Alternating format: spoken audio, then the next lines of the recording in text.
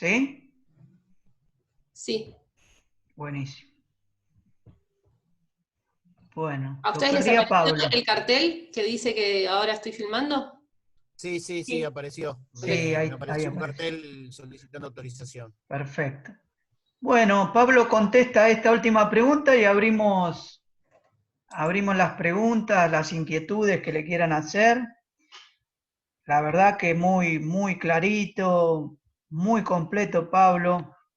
Le tenemos que agradecer de corazón que nos haya permitido compartir este momento, ¿no? Sobre la figura de Eva, que siempre todos tenemos muy presente, pero fíjense todos los detalles, todas las cuestiones para que quedan todavía para estudiar, para indagar. Ahí está volviendo Pablo, así lo tenemos.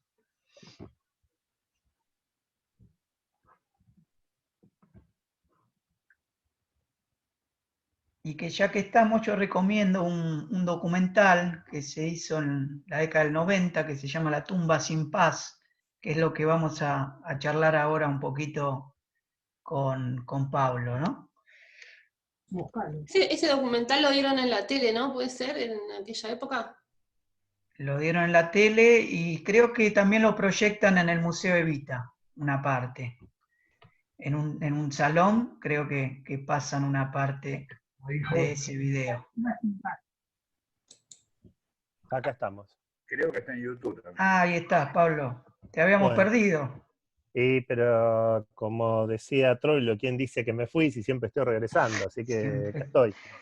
Bueno, ahora pregúntenme, digamos, ahora para el resto de los compañeros que quieran consultar algo, no hay ningún problema. Así cerremos con esto que yo te pregunté, Pablo, sobre el tema del secuestro del cadáver, sí. bueno, del cuerpo de Eva. Bueno, mirá, la historia semioficial, que es la que yo te voy a contar, tiene que ver con el secuestro del cuerpo. Bueno, el cuerpo estaba en la CGT, en el segundo piso, en el proceso de embalsamamiento del doctor Ara. Está el libro del doctor Ara, que es muy interesante para poder leerlo. Es secuestrado por Morney Cogney, que era en ese momento el jefe de la CIE, el Servicio de Inteligencia del Ejército. Es trasladado en el edificio de la CIE, que era Callao. Hoy hay algo de la Universidad de El Salvador. Es Callao, creo que es Callao y Tucumán, porque está cerca del Instituto Rosas. Ahí nomás, aparte encima fue un lugar que también sirvió para la batallón 601, para el tema de inteligencia, así que imagínate, fue terrible en la época de la última dictadura. Permanece 2 años, luego hay un acuerdo entre el Vaticano y la dictadura de Aramburu, donde es trasladado con un nombre falso, María Maggi de Magistri, al cementerio Maggiore de Milán, que pertenece a la Orden de San Pablo, y que permaneció ahí hasta el año 71.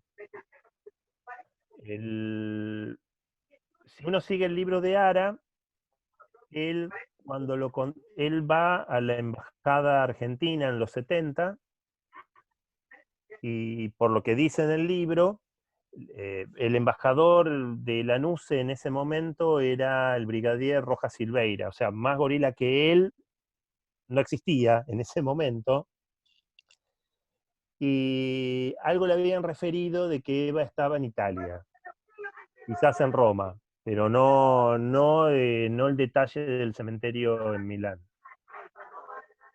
Eso lo sabía, si no Aramburu, entre Lanuse, un personaje siniestro que muchos no nombran, que es Francisco Manrique, el Paco Manrique, que también tiene que ver con la desaparición del cuerpo de Eva,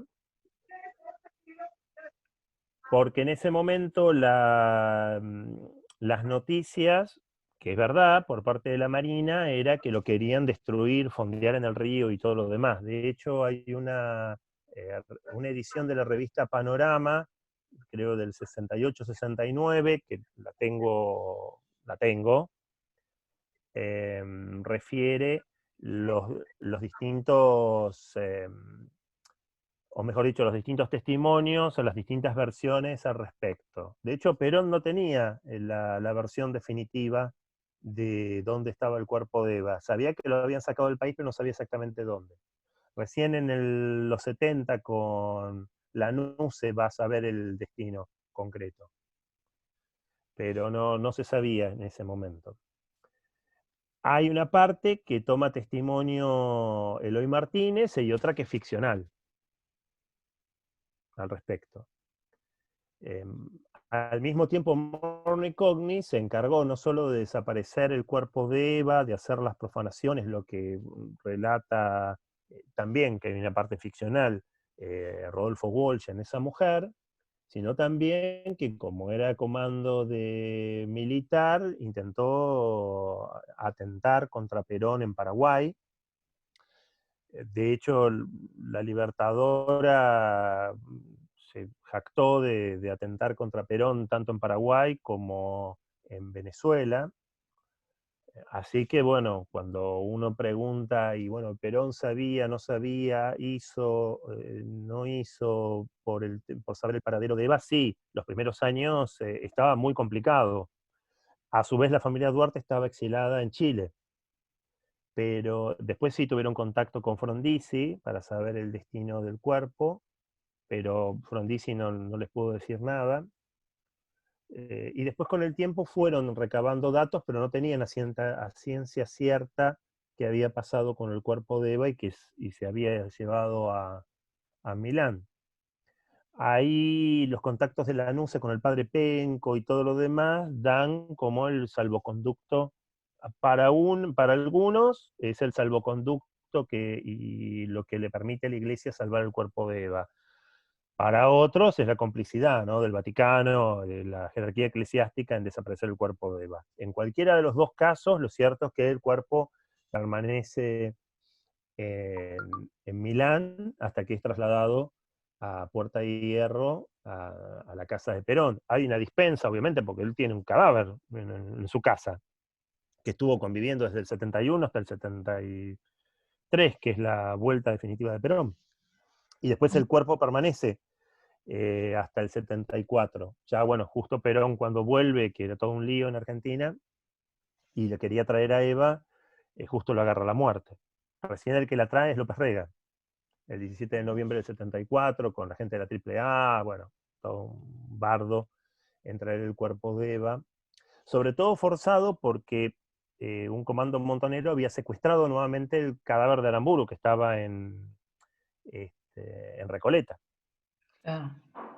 Así que lo habían secuestrado nuevamente para ver si presionaban para traer a Eva. Ahí sí la vuelven a traer, la traen definitivamente, devuelven el cuerpo que estaba en una camilla al respecto, y permanecen tanto Perón como Eva en la residencia de Olivos, en la capilla. Hasta que cuando se produce el golpe del 76 y el ocupar Olivos Videla, dispone sacarse de encima los cuerpos de Perón y Eva.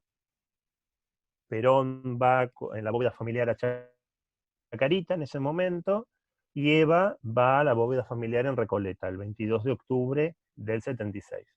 En el medio, en el traslado, y daba testimonio a uno de los sobrinos, el chofer que llevaba la ambulancia le dio tal susto que se murió de un infarto por traer a Eva, de la impresión. Y está si uno va a Recoleta, bueno, uno ve la parte de arriba, pero ella está como 2 niveles más abajo. Está resguardada, bueno, yo tuve oportunidad de ir varias veces y... Que esa bóveda es de los Arrieta Duarte, ¿no? Esto que habías dicho. Es de Don Arrieta, y al morirse queda para Elisa Duarte, y a su vez después quedó para toda la familia. Así Bien, que Pablo. Eva y el resto de la familia están todos ahí. Bueno, Eva abrimos está buenísimo. Está el libro del arquitecto Chamorro, dice un compañero ahí, Pablo Silvestre, Sí, que señor, sí, acondicionó la señor. bóveda. Sí, señor, es un texto. Ahí consultaron a Herminda, a Chicha, porque lo conocía Chamorro a Herminda. Así que es un libro que nadie le dio bola. Yo tendría que hacer como una reedición, porque no, porque es el que tiene contacto directo, porque son pocos los que han bajado a ver la bóveda o saben los entretelones, con la frase de San Juan y todo lo demás del Evangelio, ¿no? De San Juan que está, y está Eva, y se siente que está Eva, créanme que es una experiencia fuerte estar ahí. Es uno de los pocos momentos en mi vida que he sentido poder, realmente. ¿Por qué la obsesión con el cuerpo? Te pregunta Eva, un compañero. ¿Qué Porque pasó pensás, Pablo, siempre, vos? porque me parece tanto Eva como las manos de Perón, como la cabeza de Juan Duarte, como ha sucedido con muchos cadáveres en la historia argentina, eh, hacía la usanza del mío Cid que vencía aún después de muerto. Bueno, ellos le tenían miedo a Eva y lo que implicaba como figura el cuerpo, como talismán, que podía ser el vector de todas las fuerzas del peronismo.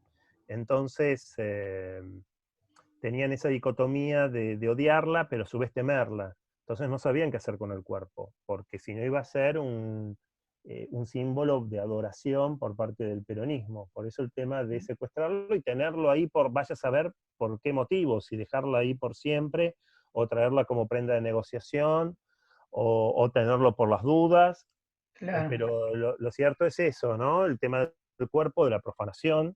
Lo cierto es que con Eva practicaron lo que después harían con miles de compañeros y compañeras en el 76 en adelante. O sea, Eva es la primera desaparecida, eso siempre lo digo, y lo que practicaron con ella en lo que tiene que ver con la vejación, tortura y mutilación, es lo mismo que hicieron después con los compañeros y las compañeras en el 76. O sea, hay como un hilo conductor entre la Revolución Libertadora y el proceso de reorganización nacional, que no solo tiene que ver con los bombardeos, sino con el modo de tratar los cuerpos del enemigo. Y el enemigo para ellos era una mujer. Así que imagínense. Terrible. Ahí pregunta Martín, que creo que algo respondiste, cómo llega a Puerta de Hierro el cuerpo, ¿no? Ya llega mutilado. Perón creo que manda a realizar una autopsia, ¿no? Cuando llega a Sí, Puerta de sí, sí, Hierro. sí.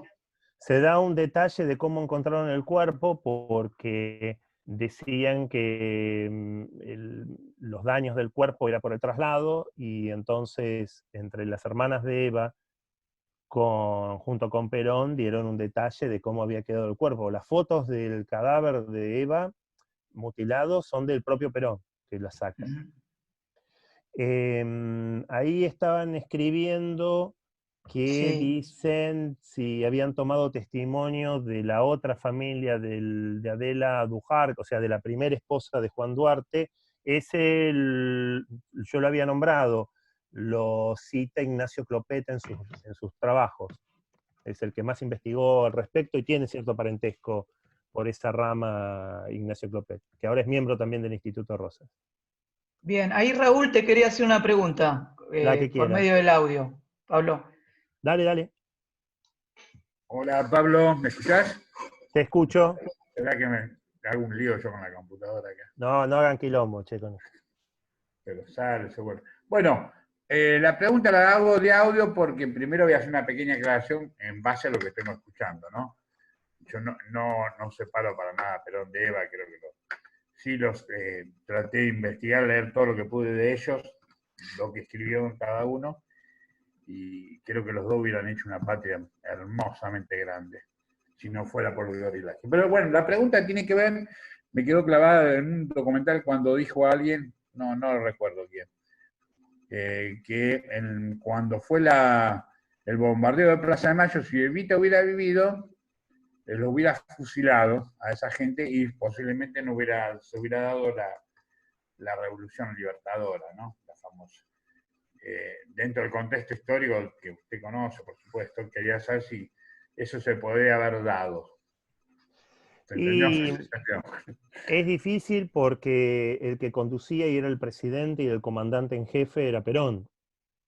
Aparte de eso se regía por derecho militar, por código militar. Así que, aún estando viva Eva, por más que hubiese arengado y todo lo demás, la última palabra lo hubiese tenido Perón. Más porque era un tema militar. Quedó Entonces, mucho como el mito revolucionario. no, sí, eso sí, quedó como el mito revolucionario y muchos dirían siempre que alguien murió o que muere, proyectan sobre él qué podría haber hecho o dejado de hacer. Así como también decían, bueno, si Evita hubiese estado viva, le hubiese aconsejado a Perón no pelearse con la iglesia, ponele. Eso sí, me parece más factible. Pero en el otro tema, decirle si se fusilaba o no se fusilaba, no, porque estando ella viva, cuando fue lo del general Menéndez del 51, y aún sugiriéndolo, igual Perón lo que hizo fue, con justicia militar, metidos presos todos, y que quedaron presos hasta el 55. No, no se fusiló, no, en ese caso Perón nunca, el tema del ejercicio de la violencia, aún siendo violencia legítima, porque le daban las generales de la ley, nunca lo ejerció. Para aquellos que dicen que éramos totalitarios y que matábamos, no, la verdad que no. No, la verdad que no. En ese Excelente, aspecto. Pablo, gracias. No, por favor, lo que quieran. Ahí hay una pregunta por el costadito que hablan sobre otros libros, los libros gorilas. Yo después, bueno, les doy un detalle de cuáles serían mi anti-ranking, los que tienen que, hay que comprarlos, o esperen que se los regalen, o úsenlos para emparejar las sillas, pero también les doy como un ranking también, o como los 5 escalones, como los escandalones, más o menos. Hay varias preguntas ahí, Pablo. Ahí Sí. yo lo resumo que nombraste vos, el libro de Mary May. Mary May es el principal. Mary May es Claro. el principal. Yo que acá Quizá abajo. alguna compañera ingresó más tarde, por eso quizá no te escuchó. No, hay varios. De hecho, yo tengo estoy mirando abajo porque tengo 2 estantes de textos antiperonistas, bastante frondosa. Más contra Perón, pero hay muchos contra Eva y han salido en este tiempo. Digamos,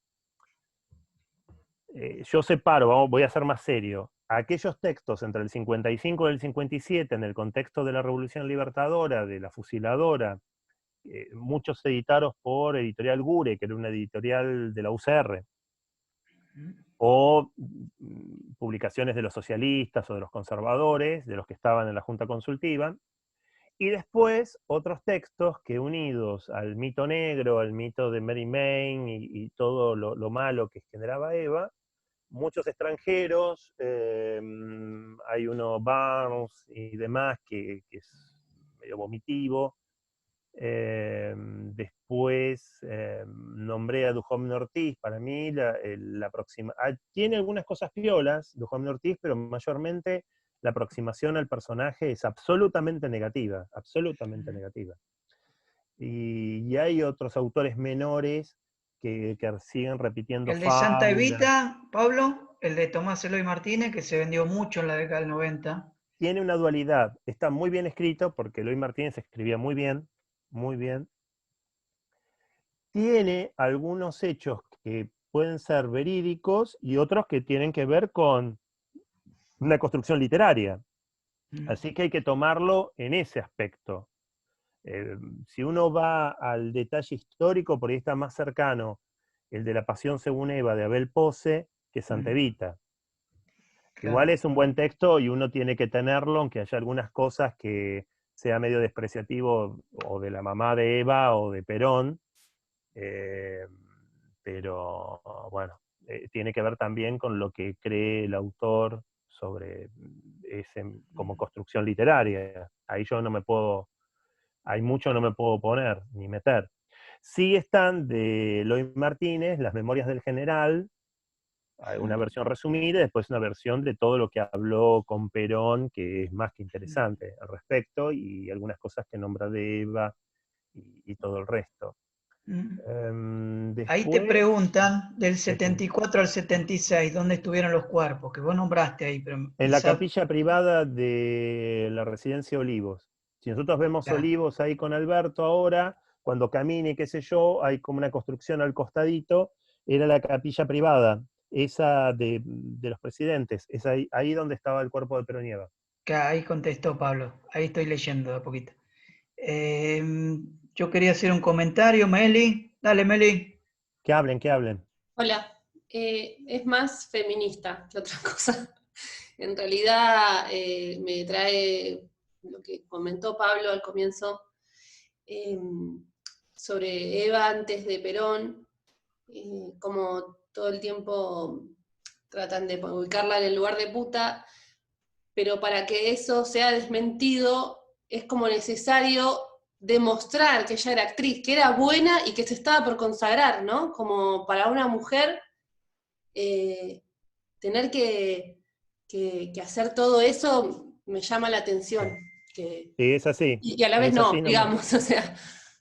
Lamentablemente es así, pero digamos, en lo fáctico, si vamos al borderó, o sea, a contar las entradas del teatro y del cine y demás, yo lo que te puedo decir, ponele que me abstraigo y soy un escandinavo y estudio una actriz entre el 35 y el 45 que es de Grecia.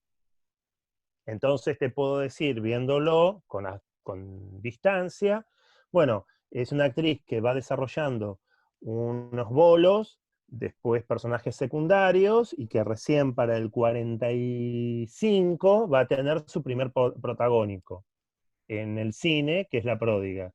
Y en la radio, a partir del 43, en LR3 Radio Belgrano, donde hoy sería el Palais de Glass, en Capital Federal, empieza a ser cabeza de compañía de radioteatros.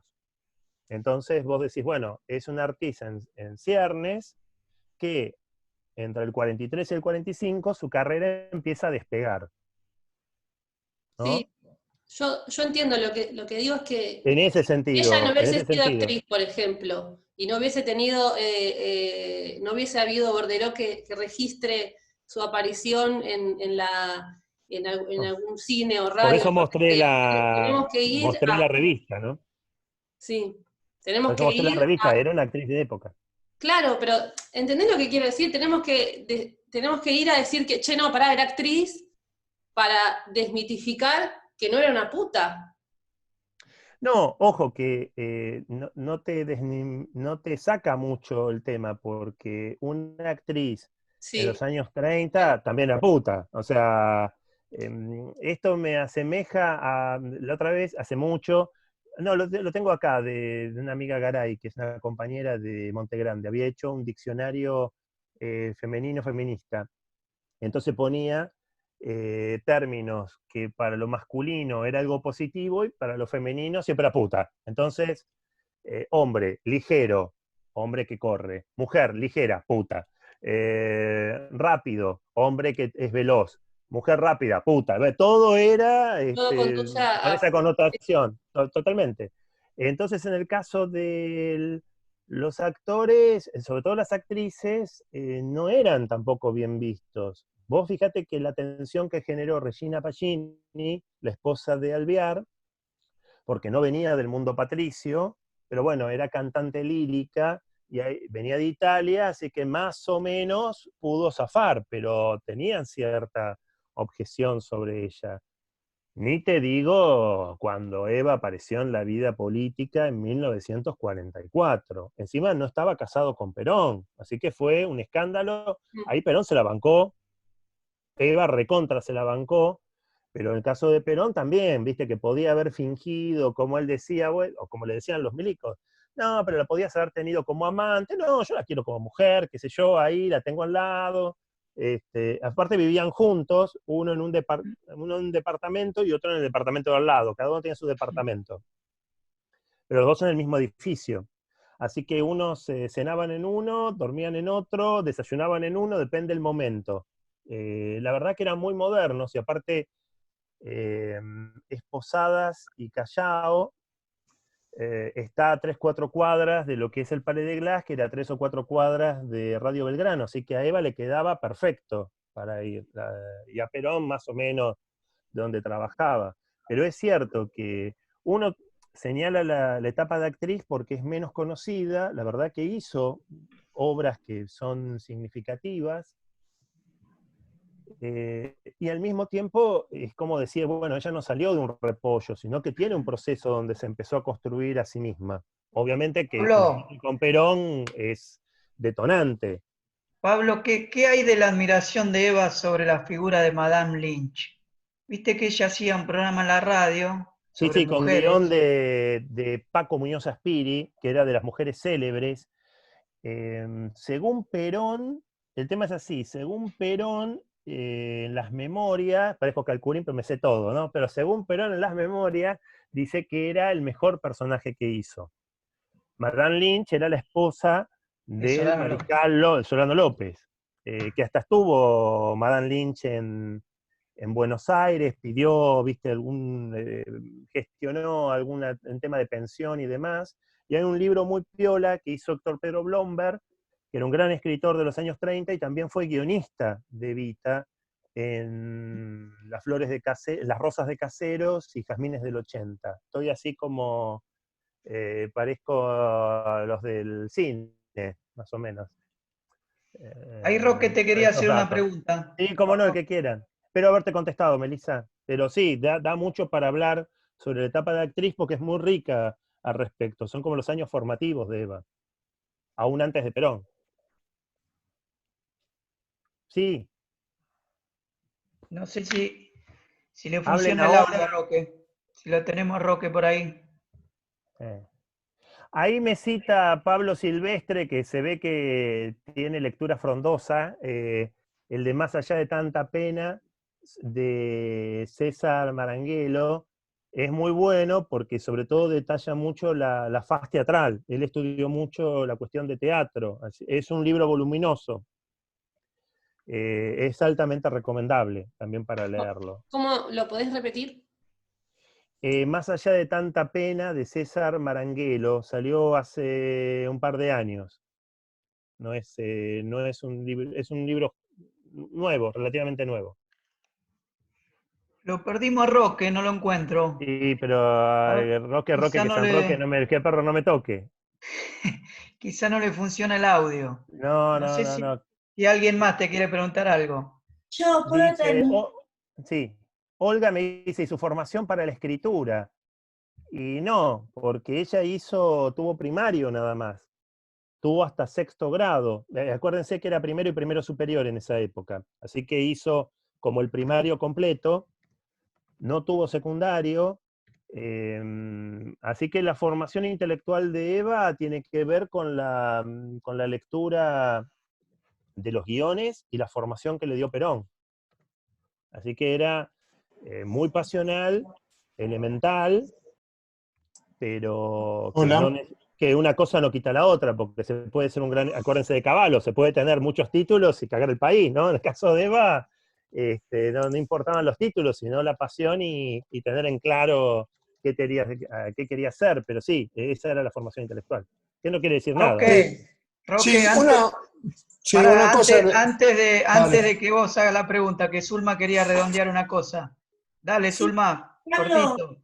sí, mi pregunta de hoy sobre los libros que vos nombraste apuntan a que por qué vos los tenés en cuenta, para saber cómo piensan los otros, ¿qué te aportan? Claro, claro, porque así uno le sirve ver y retrucar hechos que para uno es obvio, pero por ahí para el resto no. Entonces hay cosas que uno contesta, no sé, tengo el ejemplo más extremo es en el libro de Duhovne Ortiz, cuando refiere sobre el tema de la mamá de Eva, que en una conversación con el borracho del pueblo, tengan en cuenta el dato científico, en una conversación con el padre Hus a través del borracho del pueblo, le dijo que la mamá de doña Juana, o sea, la abuela de Evita, a doña Juana Ibarguren la vendió a un tipo por un carro y 2 caballos. O sea, cuál es la nota de autoridad, el borracho del pueblo. O sea, si yo voy a cualquier universidad y yo digo de cualquier personaje, no, mirá, este se la comía. ¿Y vos qué dato tenés? Ah, el borracho del pueblo me lo dijo. No, es poco serio, flaco, no puede ser. Ahora, con el caso de Eva, una nota de autoridad es el borracho del pueblo. El borracho del pueblo lo puede decir, lo puede asentar una mujer que estudió en la Sorbona y nadie lo cuestiona. En ese sentido, te digo, la barbaridad, por eso leo los textos antiperonistas, porque te nutren de cosas que reíte de Fernando Iglesias o de Luis Brandoni, ¿no? Tienen una cantidad de odio que es terrible, pero uno lo lee de forma tal que, y aparte lo digo en los congresos o en jornadas de historia, digo, así que ustedes me vienen a correr, porque siempre me corren porque soy peronista, como que no puedo estudiar peronista porque soy peronista. Digo, así que la nota de autoridad es el borracho del pueblo. Si yo hablo, no sé, de Frondizi, que salía con la amante en el Sulky porque se iba al norte de la provincia de Buenos Aires y me lo contó el puestero, no, porque es un chisme. Ahora, si es el caso de Evo, la familia, el borracho del pueblo es una nota de autoridad. Déjame de joder. Bueno, por eso tengo estos textos antiperonistas, para ver las barbaridades que dicen. Gracias, Porque Pablo. uno no lo cree, y sin embargo me siguen sorprendiendo. Alguien tiene el micrófono abierto. Dale, Roque. Y yo lo que quería decir es una reflexión, Pablo. Agradecer a Matías, ¿no? Obviamente, que organiza estos talleres, a Pablo, que se quedó horas y horas en el taller. Yo lo que quiero decir es que, habiendo venido de Los Toldos, habiendo conocido la casa de Los Toldos, que estaba en el borde de Los Toldos, porque estaba muy lejos de la estación y de la parte importante de Los Toldos, una casa muy chiquita, muy hecha Es la de al bolsa, lado. digamos. Sí. En realidad es la de al lado. Pusieron disculpa que te corte, pero es importante sí. en este aspecto. La casa que dicen que es el monumento, que es el museo, en realidad es la de al lado. Porque Mira. es más, fue Herminda a mostrarla en la época de la gobernación de Cafiero, la compran para hacer museo provincial. Y compran la de al lado. Húmeda, entonces Era no es la casa, en la realidad que es está al toda lado. húmeda no es Compran la casa una. de Evita. No, es la del lado. Es la del Es la lado, del es más lado. chiquita. Sí, es más, con la Más foto de mi chiquita todavía, infancia. bueno. No, es peor todavía. Sí, al respecto. Pero Bueno, ahora quedó como justamente, la digamos, casa de ¿no? las placas. Una mujer nacida en 1919, en esa orilla del pueblo, con este tema de si era legítima o no legítima, si era puta o no era puta, actriz, etc. Habiendo recuperado la mitad del pueblo argentino para los derechos, porque incorporó a la mitad, incorporó a todas las mujeres en el voto, la reivindicación de los derechos, etc. A mí me parece que nosotros de acá, yo tengo 54 años, ¿no? Fui educador, ahora soy jubilado docente. Siempre he tratado de hablar de Evita en todos los lugares donde pude, más allá de que soy militante peronista y eso, sino como una cuestión de derechos. Ahora creo que es un ícono feminista también, o debería serlo. Hay que incorporarla siempre en todas las charlas que uno tenga, en la sociedad de fomento, en los museos, viendo una película, hablando con los hijos, militando en todos los lugares, digamos. Me parece que llamo a la reflexión a nosotros que somos militantes, ¿no? La mayoría de los que estamos acá, o tenemos algún contacto con la militancia, con la historia. Ya el hecho de que nos guste la historia es una actitud militante. De siempre llevar a Evita para adelante, ¿no? En un programa de radio que tengamos, en una lectura, cuando estamos en una casa donde compramos libros, bueno, cómo orientar los libros para comprar. Me parece que desde acá hasta que nos muramos, digamos, llevar a Evita como una de las figuras fundamentales de la política argentina y del mundo también, digamos, ¿no? Porque además se bancó todo, ¿no? Con ese cuerpito que tenía se bancó todo, rompió el mito de la beneficencia, hizo esa fundación, digamos, destruyó con un montón de lugares comunes en la Argentina y le dio odio a todos los hijos de puta de la política argentina, y ya eso, digamos, se ganó el cielo para siempre, se ganó para siempre, el compromiso es para siempre. Eso es lo que quería decir, Matías, muchas gracias. Muy bien. bien. Agrego, bueno, adhiero tus palabras y agrego, cuando me preguntaban de textos antiperonistas, salió uno hace poco, no recuerdo el autor, sindicándola como agente del nazismo a Eva. La tapa es muy simpática, que está Eva con las esvásticas y todo lo demás. Bueno, eso es un dislate de acá a la China.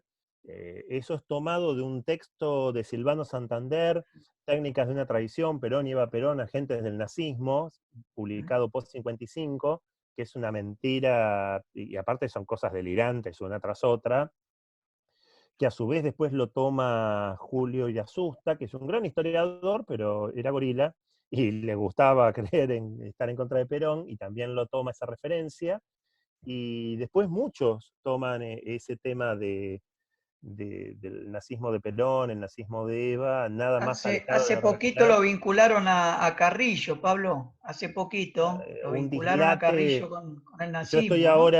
yo ahora estoy colaborando, bueno, hace tiempo que estoy colaborando con Renan Rein, investigador de la Universidad de Tel Aviv. Hace poco editamos un trabajo en inglés, la verdad que fue muy generoso en, en incluirme en una edición de la Universidad de Tel Aviv sobre los japoneses peronistas, que va a salir prontamente. Ya salió en un texto en la UBA, en Sociología, en la revista digital, a fin del año pasado, y hace poco me llegó el ejemplar de Gran Bretaña de ese texto. Pero bueno, es un dislate. Cualquier tipo de referencia sobre Eva o sobre Perón en relación al nazismo, obviamente daría para otro taller al respecto. Pero digamos, las pruebas que esgrime ese libro o los otros libros que pueden hablar sobre la supuesta conexión de Evita, qué sé yo, es un dislate que no vale ni para enderezar la silla. Lo mismo lo de Carrillo, no vale ni para enderezar la silla. Pablo, se nos va a cortar, te queremos felicitar, te queremos dar un abrazo Muchas y un aplauso gracias. muy grande. Muchas gracias a todos y todas. Sí, sí, porque Gracias. ahora me voy a perder Bendita. Miren que tengo Bendita, la comida, después ver el cantando. No quiero perderme estas cosas fundamentales. Así que muchas gracias por la invitación y quedo a disposición de lo que necesiten al respecto. Cuídate Igual mucho. tienen mi correo electrónico y mi Facebook, pueden ver algunas cosas. Y mañana sale en la prensa un trabajo mío, una nota sobre el año sanmartiniano y Perón, ¿no? De 1950. Buenísimo. La Pablo, postilla. felicitaciones, ¿eh? Muy bueno.